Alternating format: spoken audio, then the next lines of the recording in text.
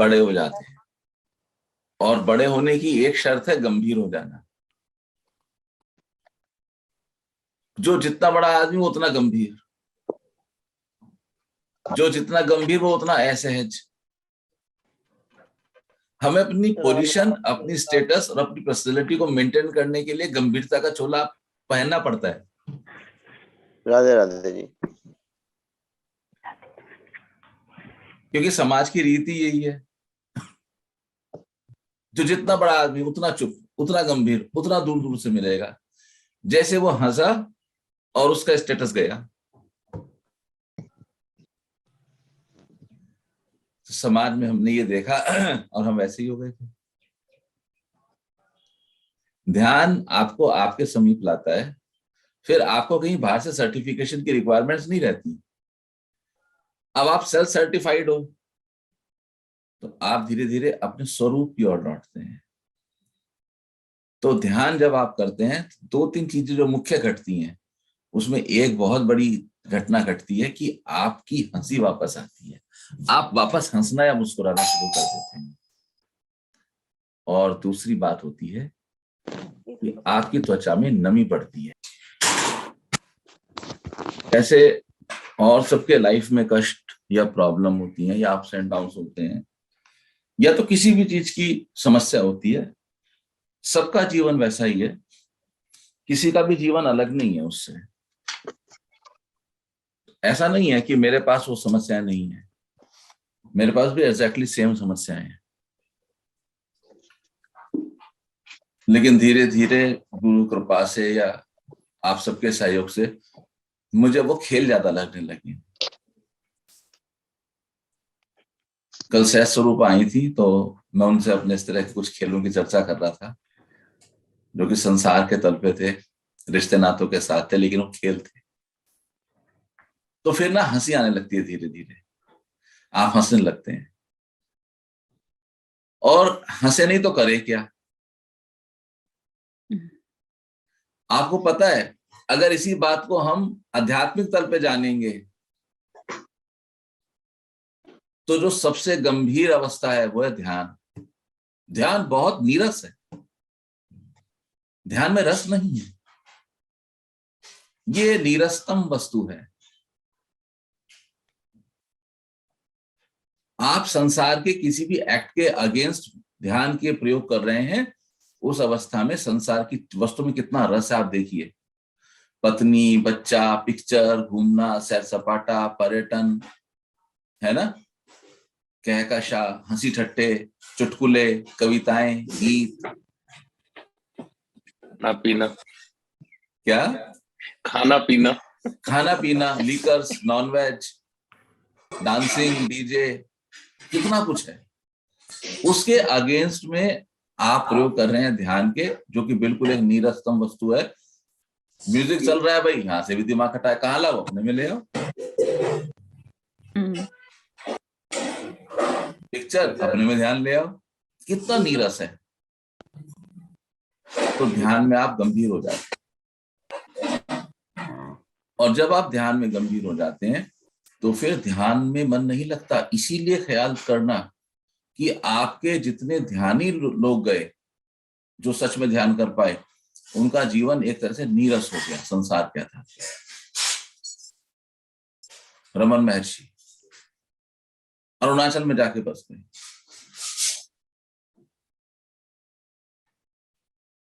लेकिन यदि सिर्फ रमन महर्षि के केंद्र पे आके देखें तो उनसे अधिक सुखी कोई नहीं, उनसे अधिक आनंदित कोई नहीं। हर युग में हर गुरु जो ध्यान कराएगा उसकी अपनी एक व्यवस्था होगी। विधि तो वही है, व्यवस्था फर्क होगी। तो यहां हम जो प्रयोग करते हैं, हम कुछ उन ध्यान की विधियों का प्रयोग करते हैं जहां पर सिर्फ ध्यान की गहनतम अवस्थाओं को छोड़ के अदरवाइज हम लाइटर मोड में रहते हैं, हंसते रहते हैं। जब भी गहरा ध्यान घटेगा, ठीक उस समय हम गंभीर होंगे। आप कभी अनुभव में लेना, आप मुझे गंभीर नहीं देखोगे आसानी से, गंभीर नहीं मिलता मैं। अगर गहरा ध्यान घटेगा तो फिर वो आएगी गंभीरता, क्या करेंगे, मजबूरी है। अदरवाइज कोई गंभीरता नहीं। भगवती ने हमें गंभीर नहीं बनाया है। और कुछ वो चीजें जो कि बिल्कुल एब्सोल्युटली फ्री ऑफ कॉस्ट हैं, उसमें से हंसना मुस्कुराना वन ऑफ देम एक है। लेकिन हंसी में फर्क क्या आएगा? संसार में आप हंसेंगे तो किसी की मजाक उड़ा के हंसते हैं, किसी के ऊपर हंसते हैं। आप चुटकुले देखो, मैक्सिमम किसी ना किसी की मजाक के ऊपर डिपेंड करते हैं। तो जब आप संसार में हंसते हैं तो आपको हंसने के लिए भी द्वैत चाहिए, दो चाहिए, कोई अपने से अलग चाहिए जिसके ऊपर आप हंस सकें। फिर चाहे वो व्यक्ति हो, कोई पात्र हो, कोई पति पत्नी के चुटकुले हो, वॉट एवर इट इज। लेकिन जब आप साधना में चलते हैं तो आप प्रसन्न रहते हैं, प्रसन्नता में आप गुनगुनाने लगते हैं, तो आपका बचपना वापस आता है। तो इसलिए मैं कहता हूं, और आप लोगों के सबके अनुभव भी है, जो जो व्यक्ति साधना में उतरता है उसकी चेहरे की त्वचा में नमी आती है, उसके चेहरे में बचपना उतरता है।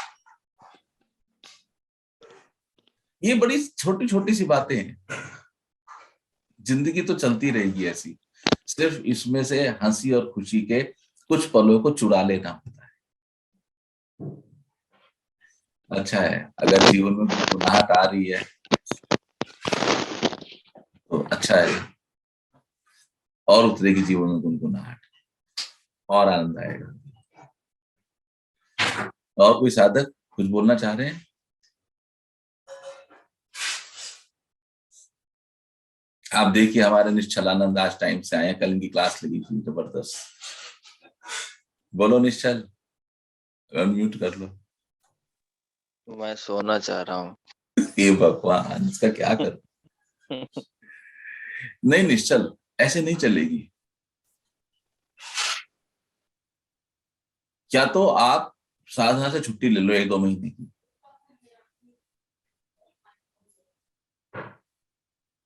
फिर दोबारा से फ्रेश होके वापस आ गए। दो नाव में पैर मत रखो। मैं तो सबको बोलता हूं, आपको साधना से बीच में ब्रेक की जरूरत पड़ती है। इस अवस्था में सबसे बढ़िया परफॉर्मेंस थी हमारे प्रेमानंद की। प्रेमानंद ने अपनी उस अवस्था को आइडेंटिफाई किया था शायद 1 साल या 1.5 साल पुरानी बात होगी। और प्रेमानंद ने कहा था कि मुझे छुट्टी चाहिए, और वो 6 महीने के लिए गए भी थे। मुझे पता है कोई साधक छुट्टी लेके जाएगा तो आने का मन नहीं करेगा, क्योंकि फिर संसार के भोग आकर्षित खींचते हैं, क्योंकि निरस्ता है। ये मेरा प्रेजेंटेशन है ध्यान का, ऐसा मेरी मार्केटिंग कह सकते हैं आप इस चीज को, कि मैं उसको ऐसे खुशबूदार बना के प्रस्तुत करता हूं। वैसे तो नीरस है ध्यान। हल्का सा मुझे खींचना पड़ा, प्रेमानंद फिर आ गए।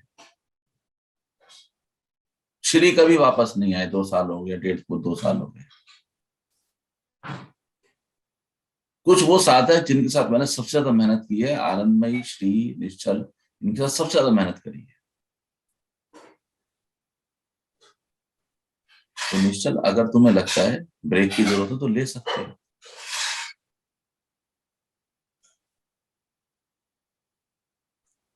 यही सहजता होगी। रूपल को हमने शायद 1.5-2 साल का ब्रेक दिया, पर उसका ब्रेक साधना की वजह से नहीं था, सांसारिक कारणों से। तो इस चीज को विचार करना, इस चीज को विचार करना। ठीक है, आए कुछ साधना का प्रयोग करें। सभी साधक अपने आप को अनम्यूट करेंगे।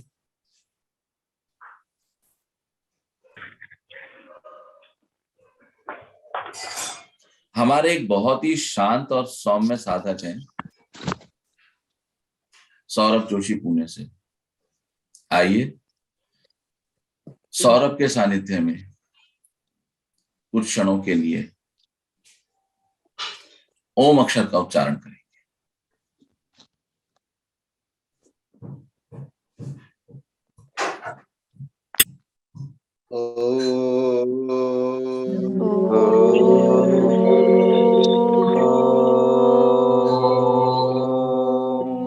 बहुत आराम के साथ बैठे रहेंगे, बहुत रिलैक्स होकर बैठे रहेंगे।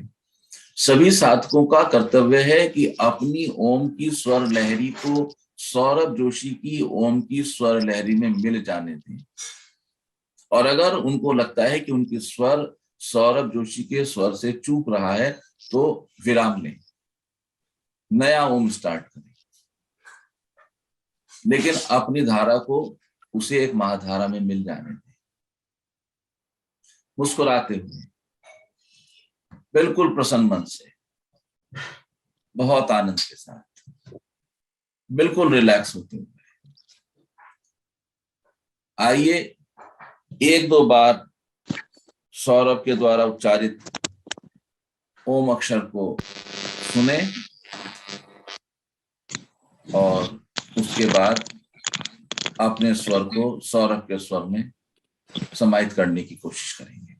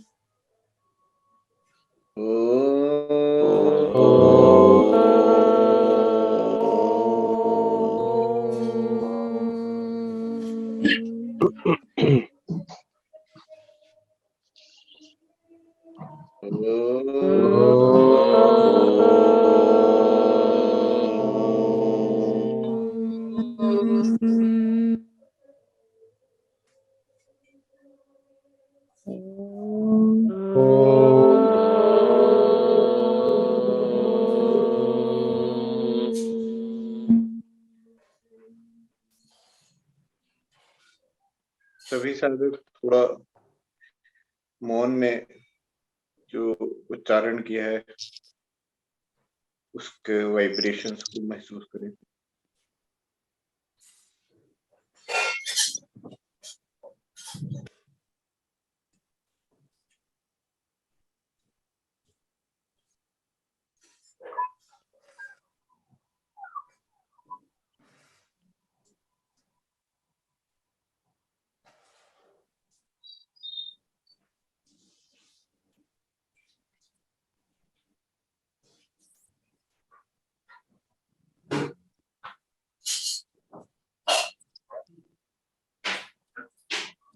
अपनी उंगलियों के पोरों को महसूस करें। धीरे धीरे अपनी उंगलियां हिलाएं।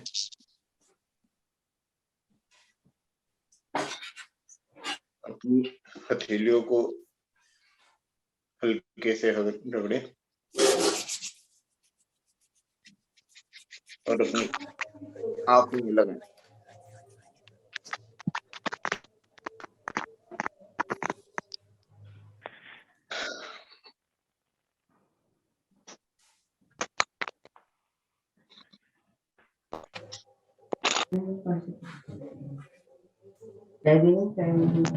सेशन की बात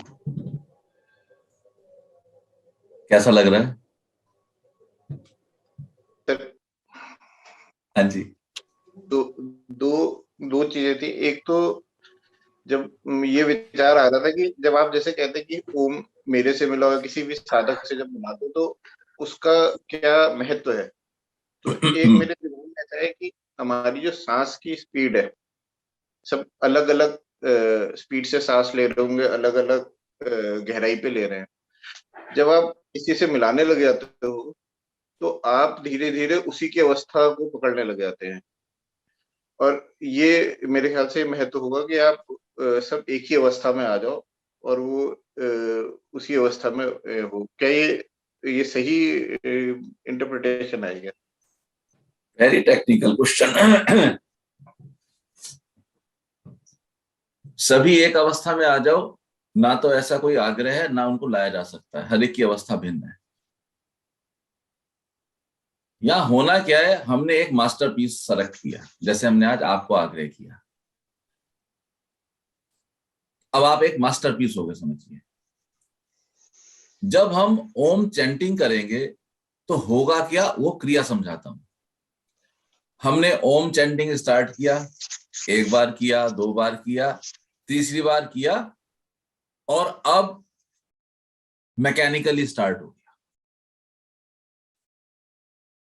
हमारी जागृति तो खो गई। अब वो क्रिया चल रही है, टेप रिकॉर्ड चल रहा है। हम या तो किसी गहरी बेहोशी में चले गए, विश्रांति में चले गए। ओम की चैंटिंग चल रही है और वो मैं कर रहा हूं, ये सब भाव तिरोहित हो जाते हैं।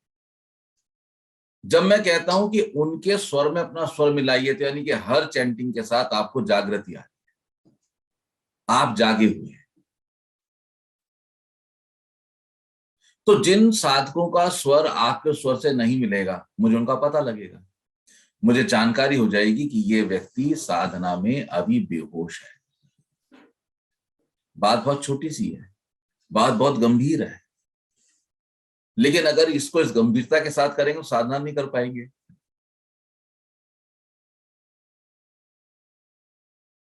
तो ये साधक की जागृति की नापने का पैमाना है। या कुछ साधक ऐसे रहे होंगे जिन्होंने अपनी पूरी की पूरी ओम चैंटिंग को आपकी लय में मिला के रखा होगा। कुछ ऐसे रहे होंगे 2 मिनट के बाद आपसे पहले ही स्टार्ट कर देते होंगे। आपको साधक की अवस्था का पता लगेगा। ये टेस्टिंग टूल्स हैं।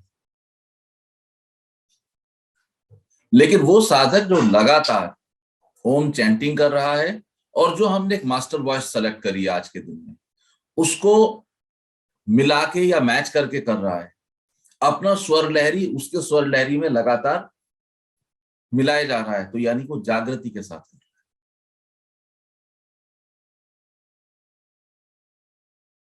क्योंकि साधना एक वो अवस्था है कि जब कब नींद आ जाए पता ही नहीं। रिलैक्स तो आप हो ही जाओगे ओम चैंटिंग करो, उसमें तो कोई भी सेकंड थॉट नहीं है। लेकिन प्रश्न ओम चैंटिंग का नहीं है, प्रश्न जागने के साथ करने का है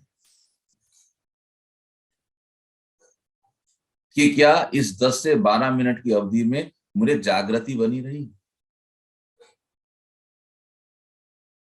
तो यदि मैं आप सबको पूछूं तो आप सबके अनुभव बड़े अलग अलग होंगे इस मामले में, लेकिन उतना समय नहीं होता। तो ये मैंने अपने लिए एक टूल डेवलप किया।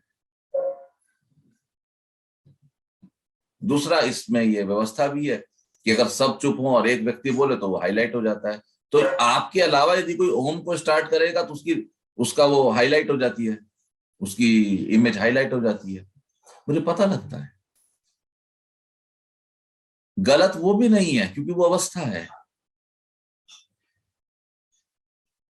हम यहाँ पे किसी भी टूल को यूज करेंगे तो उसके पीछे कुछ गहरे सूत्र होंगे, लेकिन वो सूत्र सही और गलत के बाइफर्केशन के लिए नहीं है, वो अवस्था को जानने के लिए। ठीक है ना। अभी आप लोग जैसे ख्याल में लो, या जब आप लोग रिकॉर्डिंग देखोगे तो ख्याल में लेना, चैंटिंग के 6 या 7 मिनट के जब बीत गए उसके बाद काफी कुछ लय स्वर बैठने शुरू हो गए थे।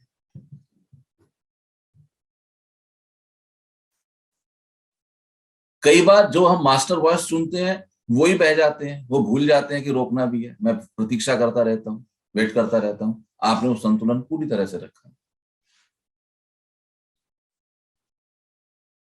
संतुलन है बेटा, और कुछ भी नहीं। जैसे पृथ्वी, सूरज, तारे, चांद, सब संतुलन में। सूरज का उगना और छुप जाना, चांद का घटना और बढ़ना, सब संतुलन में। हमारा धरती पर चलना, सब संतुलित है।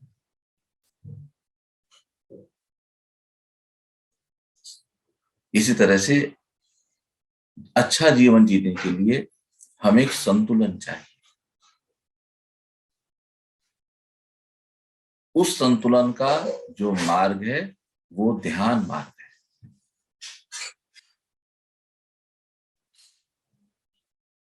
आप मेरा विश्वास करें, ध्यान मार्ग को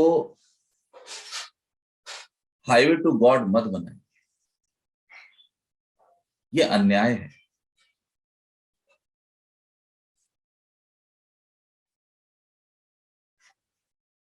प्रभु मिलन का हाईवे है ये ध्यान, मेडिटेशन, ऐसा मत समझिए। हाँ, ठीक इसी समय समझिए कि ये मुझे मेरे स्वरूप के दर्शन कराता है, और मूल में देखें तो मुझ में और प्रभु में कोई अंतर है ही नहीं। लेकिन भाव में देखें तो जब मैं कहता हूं कि ये हाईवे टू ईश्वर है, रामकृष्ण से मिलने की पद्धति है, तो मैं किसी एक ऐसे अनजाने दूसरे छोर की बात करता हूं जिसका मुझे अनुभव नहीं है। मार्ग वही है, भाव बदलता है। और जब मैं अपनी बात करता हूं तो मेरे ख्याल से अपने स्वयं के बारे में कोई भी व्यक्ति जितना जानते हैं उतना अन्य कोई नहीं जानता।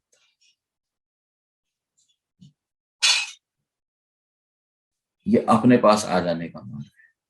अपने को जानिए, और आपने अपने को जान लिया तो कुछ भी जानना शेष नहीं रहे। अपने से प्रेम करें। हमने अपने से प्रेम कर लिया तो सबसे प्रेम किया। ठीक है ना? और कोई?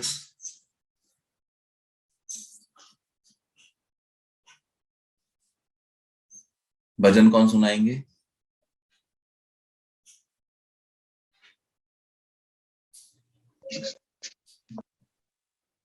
भजन?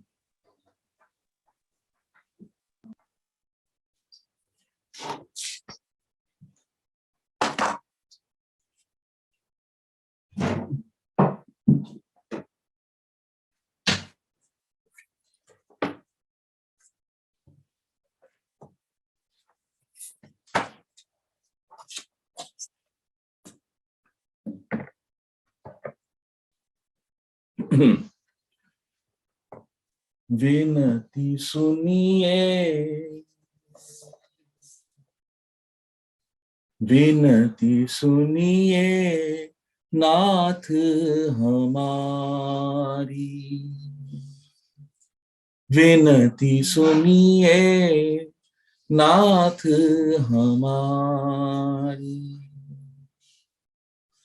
हृदयेश्वर हरि हृदय बिहारी, हृदयेश्वर हरि हृदय बिहारी, मोर मुकुट पीतांबर धारी, विनती सुनिए नाथ हमारी,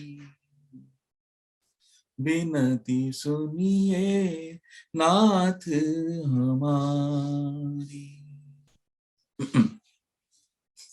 जन्म जन्म की लगी लगन है, जन्म जन्म की लगी लगन है, साक्षी तारों भरा गगन है, गिन गिन श्वास आस कहती है, गिन गिन श्वास आस कहती है, आएंगे श्री कृष्ण मुरारी, विनती सुनिए नाथ हमारी, विनती सुनिए नाथ हमारी। सतत प्रतीक्षा अपलक लोचन, सतत प्रतीक्षा अपलक लोचन, हे भव बाधा विपति विमोचन, हे भव बाधा विपति विमोचन, स्वागत का अधिकार दीजिए, स्वागत का अधिकार दीजिए, शरणागत है नयन पुजारी, विनती सुनिए नाथ हमारी, विनती सुनिए नाथ हमारी। और कहूँ क्या अंतर्यामी, और कहूँ क्या अंतर्यामी, तन मन धन प्राणों के स्वामी, तन मन धन प्राणों के स्वामी, कर्णों तक आकर ये कहिए, कर्णों तक आकर ये कहिए, स्वीकारी विनती स्वीकारी, विनती सुनिए नाथ हमारी, विनती सुनिए नाथ हमारी। हृदयेश्वर हरि हृदय बिहारी, हृदयेश्वर हरि हृदय बिहारी, मोर मुकुट पीतांबर धारी, विनती सुनिए नाथ हमारी, विनती सुनिए नाथ हमारी।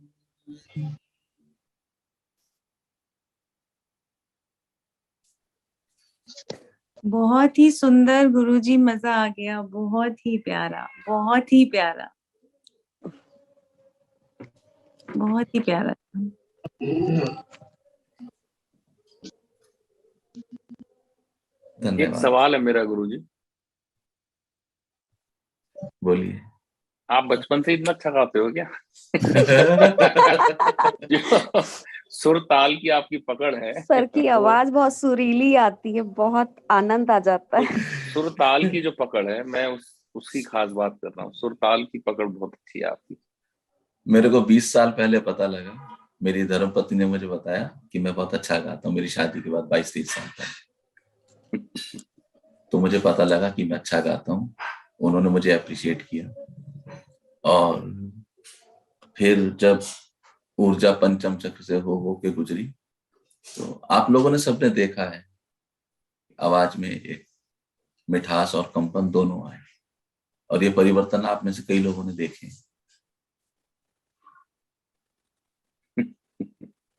ठीक है, आप लोग सब साधना करते रहिए, सर अपने रूपल का अनुभव बर्थडे डालते है। रहिए। क्या कह रहे हैं रूपल? रूपल का बर्थडे है सर आज। Oh, happy birthday madam. चलो थैंक भाई, you. Happy happy birthday birthday to to you. You. Happy happy birthday birthday to to you, you.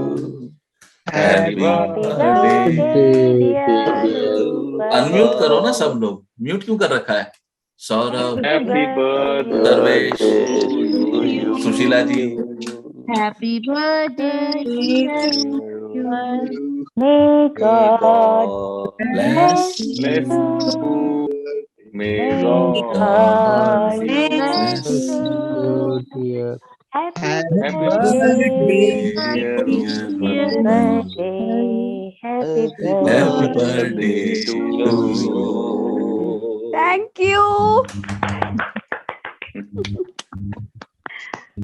अच्छा है, रूपल जन्मदिन है तो आज कम से कम आप आधा घंटा अपने को फालतू देना, आधा घंटे बैठ के ओम चैंटिंग जरूर करना। ये बेस्ट जी गिफ्ट है सर। जो आप अपने को दे सकते हो। अगर पॉसिबल है घर के कुछ लोग लपेटे में आ जाए, उनको भी लपेट लेना, वहां 15 सर मिनट आज करना, मैं 10 मिनट विकास करना। नगर ही आई भी हूँ। ओ, अरे विकास वाह। नगर आई भी हो, बहुत अच्छा है, अच्छा है। अपने को जरूर देना समय। जी सर। और वहां पे तो पक्षी बहुत हैं, किसी पक्षी की वॉइस पे ध्यान लगाना, किसी खुलते हुए फूल पे ध्यान लगाना, ये बेस्ट गिफ्ट है जो आप अपने आप को दे सकते हैं। जी सर। ठीक है, फिर मिलते हैं। आप सबका ओके बहुत सर। बहुत धन्यवाद। गुरुजी। एक सेकेंड डॉक्टर साहब, मैं सबको म्यूट कर रहा हूँ, आप अनम्यूट करके बोलिए। एक सवाल मन में ये आ रहा है, आपने कहा कि ध्यान बहुत नीरस वस्तु, मतलब फीलिंग है, तो फिर हम क्यों ध्यान लगाएं अगर इतनी नीरस है तो? हमें तो रस चाहिए।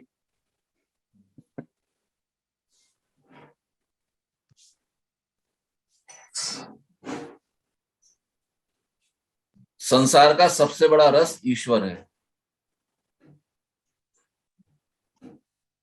संसार का सबसे बड़ा रस अपने समीप आ जाना है, क्योंकि स्वयं के समीप आना और ईश्वर को मिलने का रस, ये रस मिलके कभी गिरने वाले नहीं है। संसार के लेकिन ये मुश्किल से प्राप्त होंगे।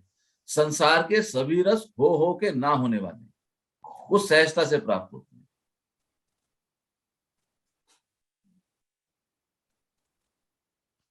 हम सहजता से संसार की ओर बढ़ते हैं, क्योंकि वहां मार्केटिंग तगड़ी है।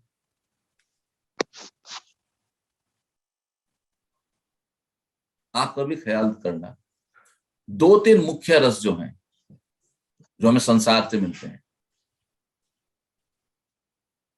काम सुख, भोजन का सुख, बात कहने का सुख, हम जो ध्यान के प्रयोग करते हैं, हम कहते हैं सिर्फ आप सामाजिक मान्यताओं का ध्यान रखें, बाकी भरपूर भोग करें। मेरे कोई साधक कभी नहीं कह सकते कि मैंने उनको भोग करने के लिए मना किया है, क्योंकि मैं मानता हूं कि ये पृथ्वी जो है ये हमारा एक फुटबॉल ग्राउंड है, हम यहाँ एंजॉय करने के लिए आए। तो काम सुख एंजॉय का एक साधन है।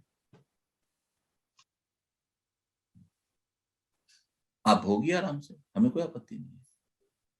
आप कभी ख्याल करना, मैं कभी नहीं कहता कि आप लोग बुरे हो, आप लोग सजा भुगतने आए हो, आप लोग पापी हो, या तो कुछ ट्रेडिशनल कॉन्सेप्ट्स हैं कि शरीर स्त्री का जो है वो इससे मल से भरा हुआ दिखता है। कुछ नहीं, ऐसा गलत है ये। मैंने डॉक्टर साहब आपको एक 1200 रुपए की टिकट दे दी रिक्लाइनर की, अरे जाओ यार पिक्चर देखो, रिक्लाइनर पे मौज करो, ऐश करो। हाँ, इतना ख्याल रहे कि जो पड़ोसी रिक्लाइनर वाला है उसको आपसे कोई टेंशन, कोई कष्ट नहीं होना चाहिए। या तो पिक्चर हॉल की जो व्यवस्थाएं हैं उसमें इंटरफेयर नहीं करो, आप अपनी मौज करें, आप अपनी पूरी मौज कीजिए। संसार का सुख रस है, उसका सुख वो परम रस है। जब आप इसी संसार को नहीं भोग पाएंगे तो आप उसको नहीं भोग पाएंगे। आप शादी में जाते हो, आप भोजन करते हो, लेकिन बेस्ट आइटम रसमलाई आखिर में। कोई व्यक्ति मिलेगा जो रसमलाई से चालू करे। आप संसार के सुखों को भोगिए। मैं तो कहता हूं मूर्ख है जो संसार के सुख नहीं भोगते। लेकिन यहाँ पे कोई एक चाहिए आपको खटखटाने वाला, जो संसार के सुख को भोगते हुए आपको ये सिर्फ ख्याल दिलाता रहे कि यात्रा इससे आगे की है। वो आपको बताता रहे कि इसके आगे और अधिक आनंद की प्राप्ति पॉसिबल है। ये जो शरीर का सुख है ये होकर के गिरने वाला है। आप आधा घंटे में, 1 घंटे में, 2 घंटे में, 4 साल में इससे बाहर आ जाएंगे। लेकिन जब आप ईश्वर के सुख में मिलेंगे तो आप उससे बाहर नहीं आएंगे, वो होकर के होने वाला है। पर क्योंकि रेगुलर अनुभव इस बात का है कि सुख होकर के ना होने वाला है, तो आप विश्वास नहीं करेंगे कि सुख होकर के होने वाला शाश्वत और नित्य है। यहां पर गुरु का रोल आता है, यहां पर आपके संतों का रोल आता है। उनकी ड्यूटी और कर्तव्य है कि वो आपको विश्वास दिलाएं कि जो सुख आप इस पृथ्वी लोक पर भोग रहे हैं, इन सुखों से आगे भी सुखों की धारा जाती है। अगर एक व्यक्ति को यह विश्वास हो जाए कि युवा अवस्था का सुख वृद्धावस्था में डाउन हो जाएगा, लेकिन परम अवस्था का सुख आने वाले समय में वो बढ़ता ही जाएगा, तो किसी भी व्यक्ति को अपने वृद्धावस्था से कोई शिकायत नहीं होगी।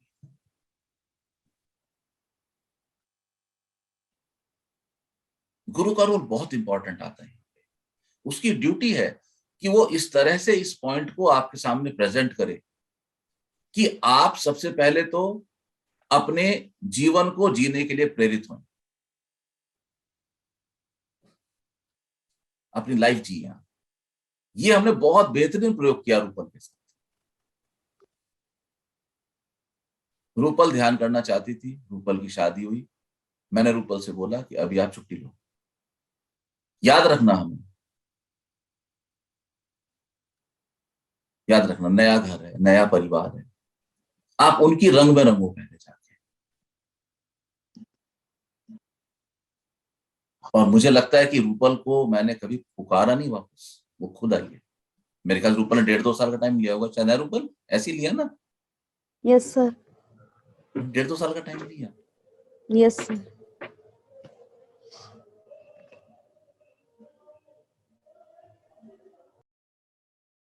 संतुलन की कमी है।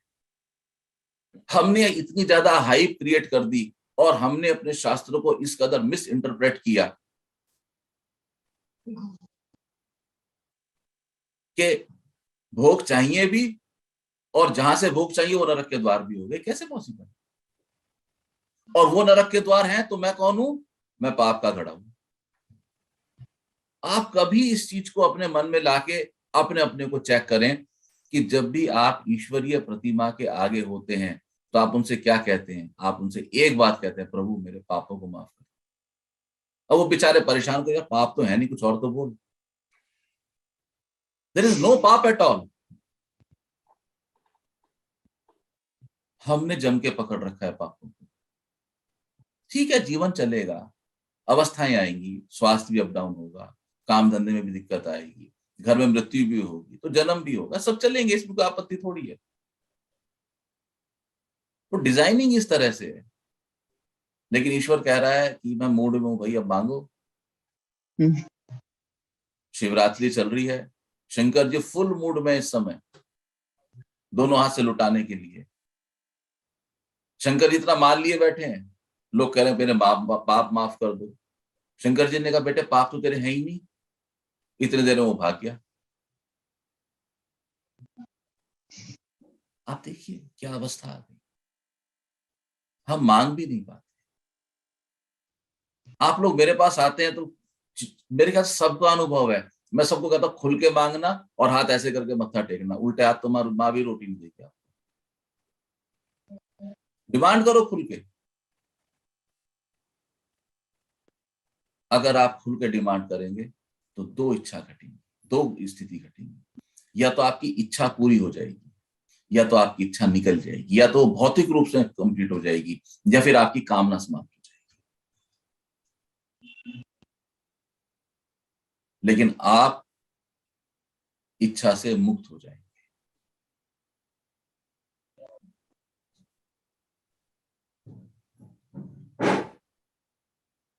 एक छोटे तालाब पे जब हमारा आसरा हो जाता है तो हम नदी की ओर नहीं जाते, नीरस लगता है, क्यों जाए वहां?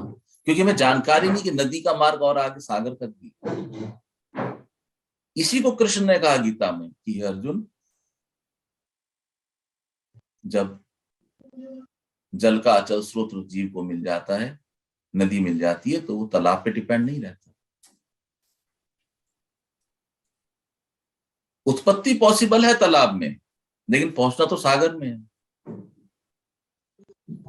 तो तालाब से सागर की यात्रा कराने के लिए जो रिस्पॉन्सिबल है वो आपका गाइड है, वो आपके गुरु है।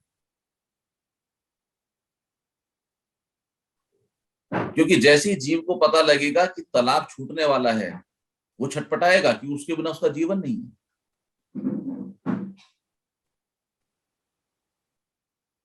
तब उसके लिए तालाब से नदी तक की यात्रा नीरस हो जाएगी। यहाँ गुरु का रोल, गाइड का रोल आए, वो आपको संभाल के चले, वो आपको विश्वास दिलाए कि मैं तेरे साथ हूं।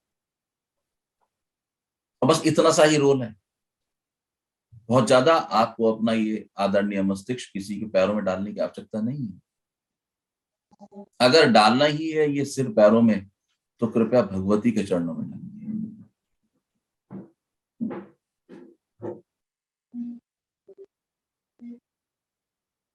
कभी मन करे इस सिर को झुका देने का, तो कृपया शंकर के चरणों में झुकाइए। कभी इच्छा करे कि ये मस्तक कहीं टेक दूं, तो देखना कि नारायण की प्रतिमा या फोटो मिल जाए तो उनके आगे झुकाए।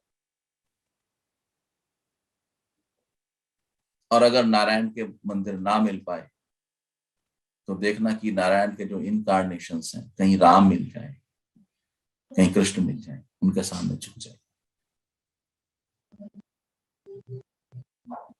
इस्लाम में बहुत अच्छा एक सूत्र है, वहां पैर छूने की परंपरा नहीं है।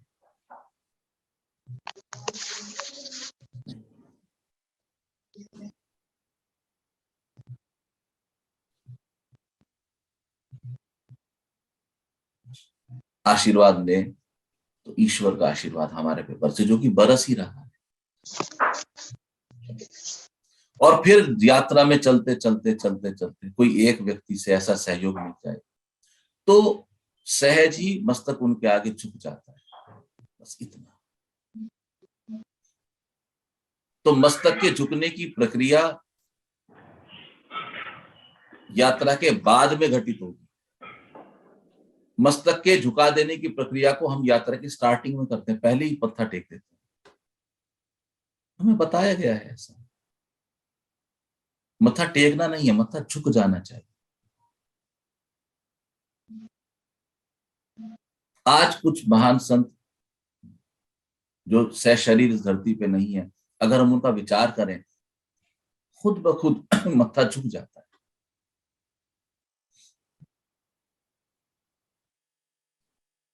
तो जब हम जबरदस्ती मत्था टेकने की क्रिया में उलझते हैं तो पूरी संभावना है कि हमारा चयन गलत है, क्योंकि बिना टेस्टिंग के मत्था टेक रहे हैं। यानी कि गलत चयन के मार्ग से जब हम जाएंगे तो पूरी संभावना है कि वो चेंजिंग ऑफ लाइन के समय निरस्ता की कॉन्सेप्ट को डील नहीं कर पाएंगे, क्योंकि हमने मान लिया है उनको पद पे, जबरदस्ती बिठा दिया। लेकिन जब आप स्वयं चुनेंगे अपने अनुभव से, तब आप पाएंगे कि आपके चुनने में कोई गलती नहीं,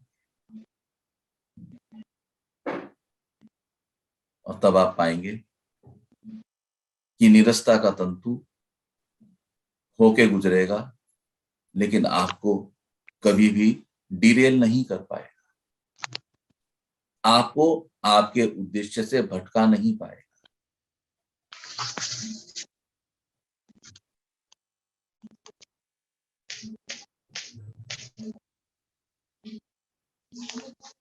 ह्यूमन, मानव की एक बहुत गंभीर समस्या है,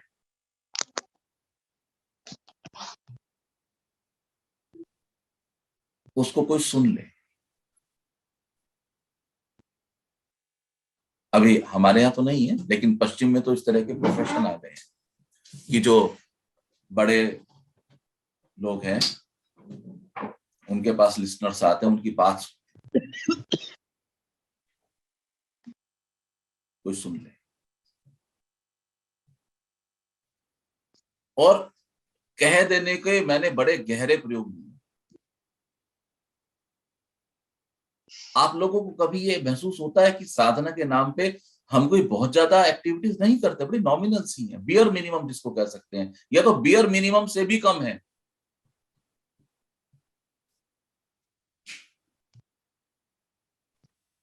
मोटे तौर पे ईमानदारी से कहूं तो 2 दिन तो आप यहां करते हैं, किसी भी अक्षर की चैंटिंग 10 से 12 मिनट का साइकिल रहता है। और जहां तक मेरा समझ है, आपको अपने बिजी शेड्यूल में मुश्किल से हफ्ते में 1 या 2 दिन ही टाइम मिलता होगा करने, या नहीं भी करते हो तो ले दे के हफ्ते भर में आधे घंटा, महीने में 2 घंटा या 2.5 घंटा आपने काम किया। लेकिन कारण क्या है कि परिणाम इतने गजब आते हैं, इतने चमत्कारिक आते हैं? उसका कारण यह है कि हमारा बहुत अधिक जोर गड्ढा खोदने के साथ साथ मलबे को बाहर निकाल फेंकने में।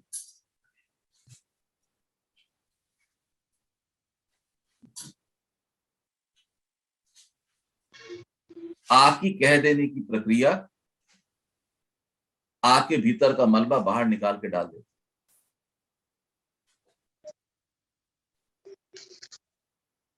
जो माल अंदर इकट्ठा हुआ वो बाहर आ गया, आप खाली हो गए। खाली होने की सबसे एक अच्छा रिजल्ट आता है खाली होने का, कि खाली होने के बाद अब पोरिन इजी है, भरा जा सकता है, कुछ डाला जा सकता है।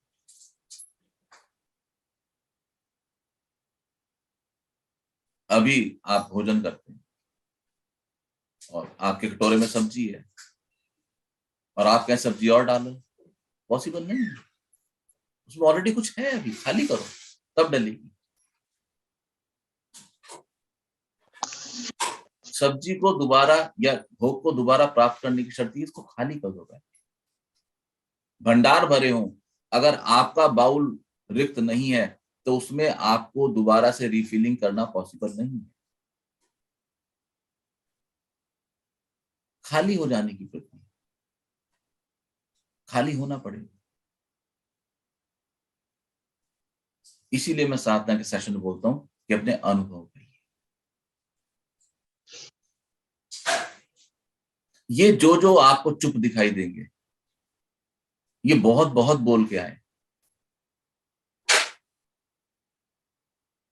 तब ये चुप हुए। और जब आपको ये विश्वास हो जाए कि कोई है जो मेरी सुनता है, तो आपका जीवन परिवर्तित होता है। ईश्वरीय तल पे आपको विश्वास है कि मैं मंदिर जाके प्रार्थना करूंगा तो वो मेरी सुनेगा।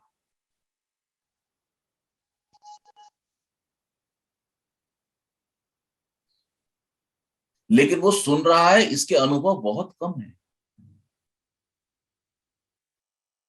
क्योंकि एक ह्यूमन अपने एक जीवन काल में अगर 5, 10, 20 हजार प्रार्थनाएं करता है तो 2-4 प्रार्थनाएं सुनी जाती हैं।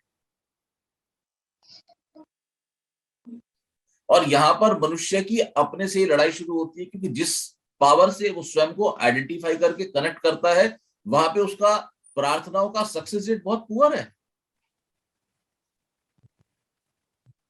द्वंद्व शुरू होता है। तो मैं कहता हूं इससे बड़ा विरोधाभास हो गया। अभी तो मैंने कहा था शंकर जी खाली बैठे हैं, आप मांगिए। अभी मैं कहता हूं कि वहां पे सक्सेस रेट कम है, ये क्या चक्कर हो गया?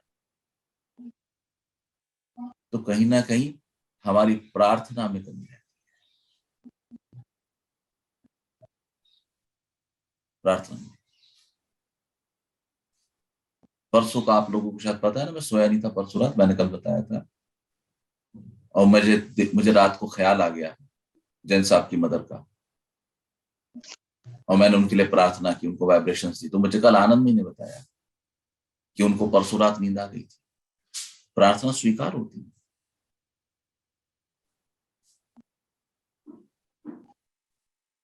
साधना के माध्यम से जब आप अपने समीप आने लगते हैं तो आपकी प्रार्थना जो है वो ठीक तरह से प्रोपेल हो जाती है, ऐसे समझ। आप साधक के रूप में एक अच्छे करेक्ट लॉन्चिंग पैड हो जाते हैं। बहुत सारे रॉकेट फूटते हैं धरती से, सारे नहीं जाते रिक्वायर्ड ऑर्बिट में, फेल होके गिरते भी हैं।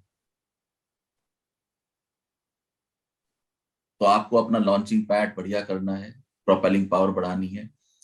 आपकी छोटी सी साधना के प्रयोग आपके जीवन की जो लॉन्चिंग पैड्स हैं वो बड़े परफेक्ट कर देते हैं। आपका इंजन ताकतवर हो जाता है। और फिर आप देखते हैं कि जो आपके 10-20 हजार की कामना रही जीवन में, मूल रूप से उतनी रिक्वायरमेंट थी ही नहीं। वही 2, 4, 10 चीजें चाहिए थी जो हमारी पूरी हो गई। इसलिए जीवन में कुछ करो या ना करो, कम से कम 5 से 7 मिनट ओम चैंटिंग जरूर करें। अगर नहीं हो पाता है तो वो ब्रीथ मेडिटेशन की वीडियो पढ़िए, उसको लगा के सुने। और टेंशन से मुक्ति पाने के लिए जो सहज स्वरूप आपको देती हैं स्लीप मेडिटेशन, कृपया वो करें। अपने आप को बिल्कुल रिलैक्स रखिए, आनंद में रखिए। आप मेरे इस बात का विश्वास करें, ये जिंदगी हमें मौज करने के लिए मिली है, अनएथिकल करने के लिए नहीं मिली है, एंजॉय के लिए मिली है। इतने सुंदर बीचेस ये हमारे लिए हैं, हमें एंजॉय करना है इन बीचेस को। इतनी सुंदर पहाड़ ये हमारे लिए हैं, इतनी सुंदर बारिश, बगीचे, फूल, खुशबू, ये हम भोग करने के लिए आए हैं यहाँ पर।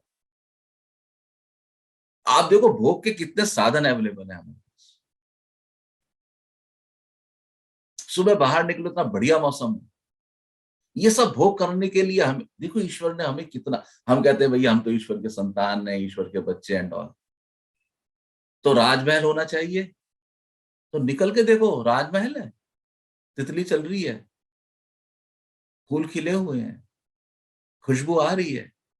प्रॉब्लम मेरे साथ है, मेरे को कार्ड पंच करना है 8 बजे जाके।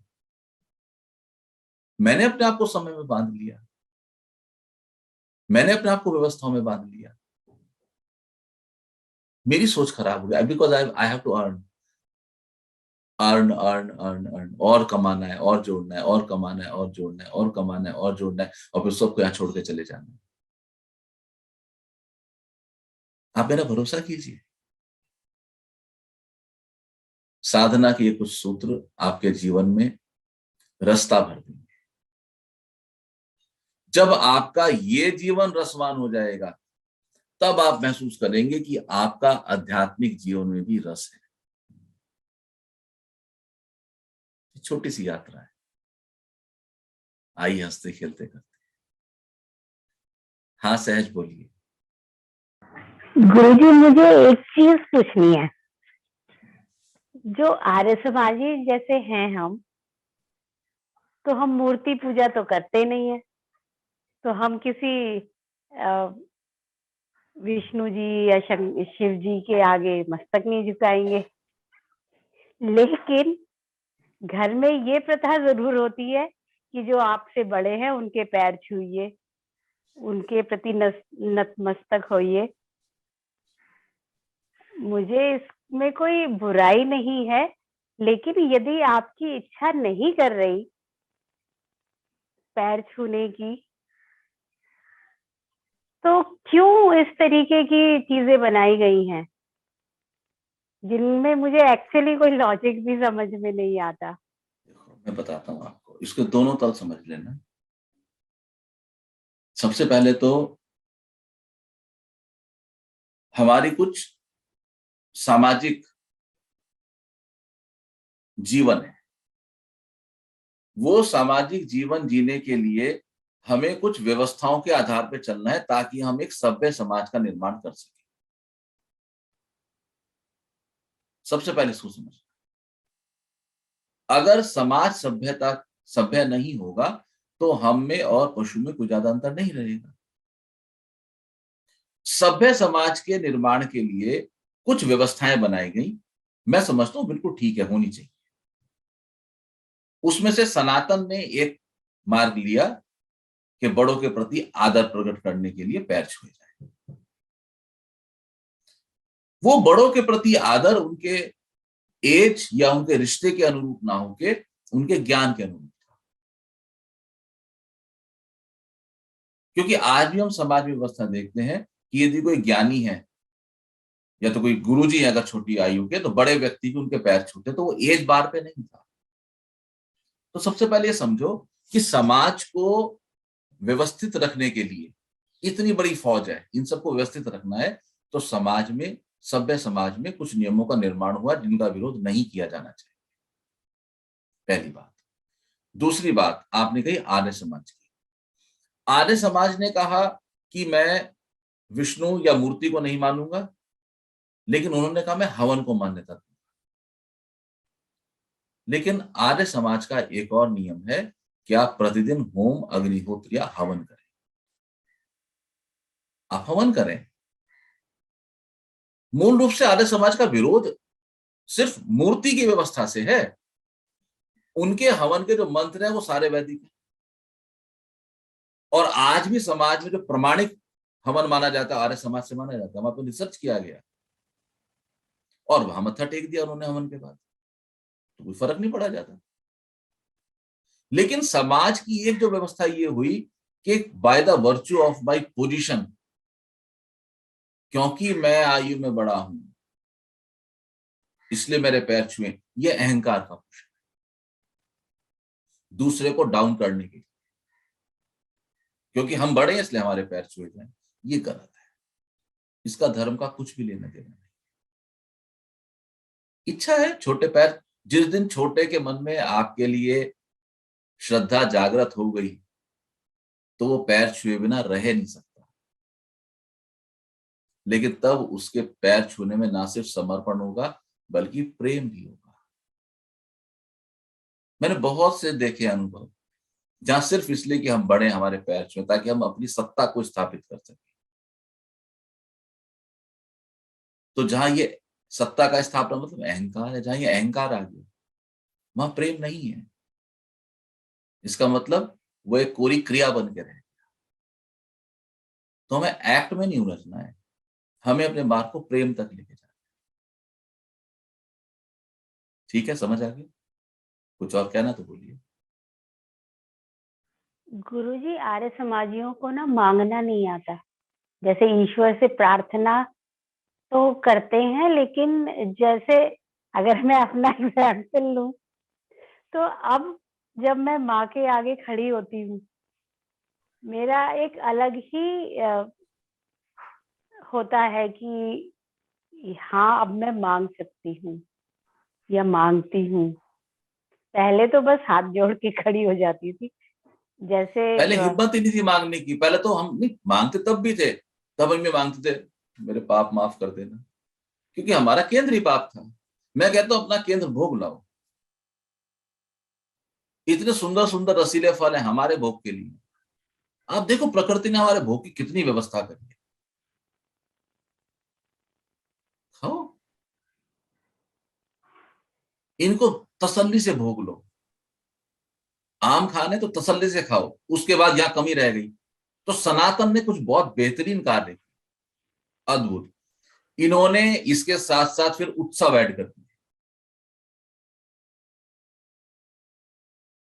उन्होंने कहा नहीं, भोगने आए हैं। आप देखिए, कभी सोचा कि इतने त्योहार क्यों हैं सनातन में? सनातन ने मानवीय गरिमा और मानवीय संवेदनशीलता को जितनी गहराई और जितनी ऊंचाई से छुआ, उतना कोई नहीं छू पाया। आप भारतवर्ष को देखिए, आज जितना भी अपने पास है, हर प्रदेश का अपना म्यूजिक है, हर प्रदेश का अपना क्या बोलते हैं, डांसिंग स्टाइल्स हैं, और एक नहीं, कई कई तरह के हैं। और मजे की बात यह है कि उत्तर प्रदेश का डांस गुजरात से बिल्कुल अलग है, गुजरात का तमिलनाडु से अलग है। यानी कि यहाँ के लोगों ने कितना अधिक गहराई से जीवन को भोगा। कमी कुछ रह गई, उत्सव डाल दो। अपने तो पहले कह देते 365 दिन है, 366 त्योहार हैं। ये कोई कमी नहीं थी सनातन की। ये सनातन की वो शैली थी जहां पर जीवन के हर अंग और हर क्षण को भरपूर भोग करना था।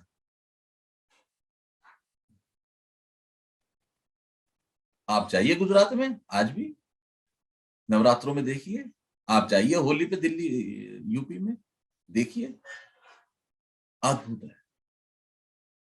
और गलती सारी क्या हो गई कि हमने अपने आप को पापी मान लिया और हम भोग करना भूल गए। मैं कहता हूं भोग इज मस्ट, भोग अवश्य करना चाहिए। सिर्फ और सिर्फ आपकी जो सामाजिक मान्यताएं हैं उनको ख्याल में रखिए, उन सीमाओं में करें, भरपूर भोग करें। आप लोग तो कभी इस बात को विचार नहीं करते कि हमारे जितने भी पुरातन ऋषि मुनि हुए, जो जंगल में रहते थे, गुरुकुल चलाते थे, they were not alone, everybody was married। वो विवाह में रह के ब्रह्मचर्य के प्रयोग करते थे, तो उनका ब्रह्मचर्य फलित होता था।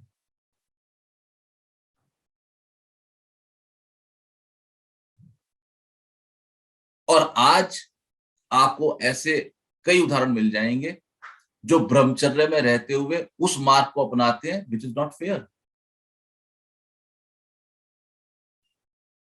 ब्रह्मचर्य आज एक बिकाऊ वस्तु बन गई है। मुझे बहुत से लोग मिलते हैं, छोटे छोटे लड़के हैं, बताया जाए ब्रह्मचारी हैं। मैंने कहा ब्रह्मचारी हो ही नहीं सकते। जब तक शरीर में रस नहीं बनेगा, तब तक, जब तक वो रस नहीं बनेगा, वो कामना नहीं जगेगी, तब तक उसका ब्रह्मचारी होना इम्पॉसिबल है। आप ब्रह्मचारी होने का उसके ऊपर एक जबरदस्ती का चोला उड़ा रहे हो, और जिस दिन ये पलट के आएगा तो दुगनी तेज गति से वापस आएगा ये भूख। इम्पॉसिबल है। विवेकानंद ब्रह्मचारी घटे इस समाज में, तो वो इसलिए घटे विवेकानंद ब्रह्मचारी क्योंकि पूर्व जन्म में वो उस भोग से निकल चुके थे। आदि शंकर अगर ब्रह्मचारी हुए, इसलिए हुए क्योंकि वो पूर्व जन्म में इस भोग से पूरा करके निकल चुके थे।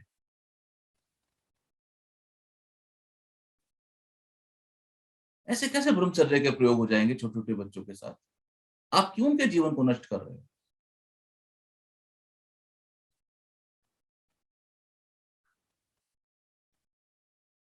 आप सब लोग जानते हैं, मैंने एक ब्रह्मचारी को भविष्यवाणी की थी, आप विवाह करेंगे,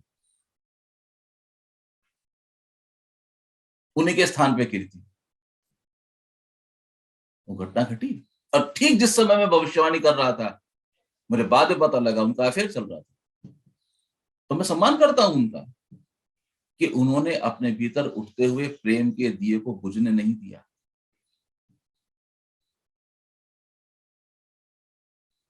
एक लाइफ फोर्स है, आप उसको कैसे समाप्त कर सकते हैं? हाँ, फोर्स को समाप्त नहीं किया जा सकता, लेकिन उसकी दिशा को परिवर्तित किया जा सकता है। फिर एक समय आएगा जब ये धरती के भोग भोग भोग के फिर क्या, उस समय कोई गाइड, कोई गुरु मिलेगा, वो कहेगा आ, तुझे तालाब से नदी की ओर ले चल।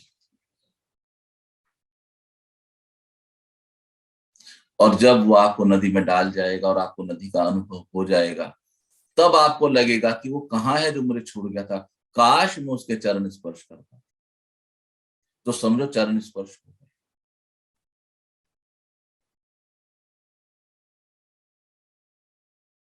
ठीक है, आप सब लोग ध्यान करते रहें, फिर मिलेंगे। आप सबका बहुत बहुत धन्यवाद। जय माता जी। जय माता जी।